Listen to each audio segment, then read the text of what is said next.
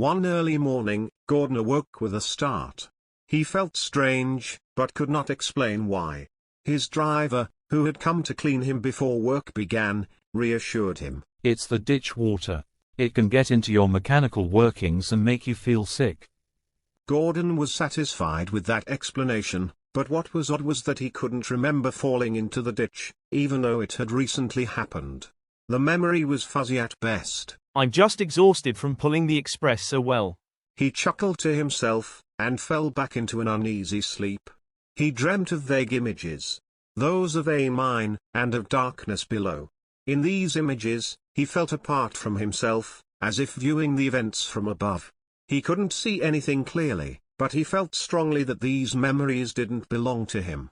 Later that morning, Gordon sleepily brought his train to the junction. Thomas, who looked equally tired, greeted him with a smile. Long night. Yes, I had some very strange dreams.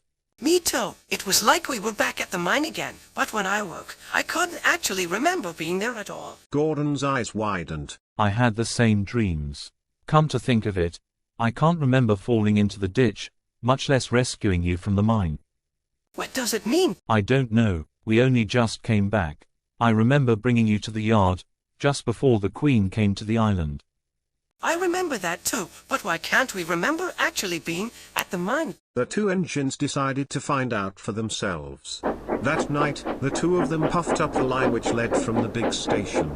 They rounded the bend that led to the mines, but were met with cautionary signs which read, "Danger, collapsed mine ahead." We'll have to investigate from here. They walked past the signs and toward the collapsed mine shafts. They came back a short while later. What are you doing back so soon? Nothing to see, let's head back. You didn't even take a light with you. How could you have seen anything? Their crews insisted, but Thomas resisted.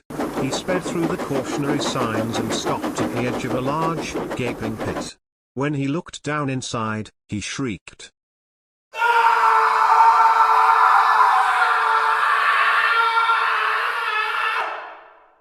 Gordon? Tears welling in his eyes. In the pit were two mangled engines.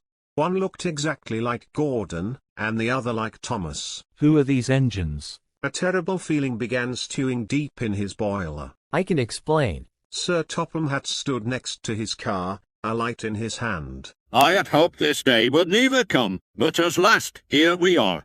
These were you. What do you mean, what? When you fell into the mine, Thomas, you didn't just fall. The mine collapsed beneath you, swallowing you whole. We tried bringing Gordon, our strongest engine, to lift you out with a pulley system, but we misjudged how hollow the shaft was below, and he, too, fell into the growing chest beneath the ground. But how can we be here, if we are down there? It's a gruesome tale. We had a major scandal due to our lack of judgment, and to save face we save your faces. There was a talented engineer from Cree who moved your identities into new shells. The engines you see below, your former selves, were prototypes. Thomas and Gordon didn't know what to say.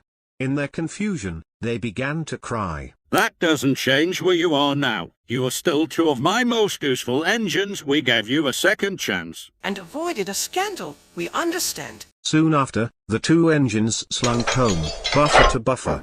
Everything felt familiar and foreign at the same time. They didn't feel whole anymore, knowing that a part of them was rotting away in the bowels of the mines. They only hoped that one day, many years from now, these memories would become fuzzy, too.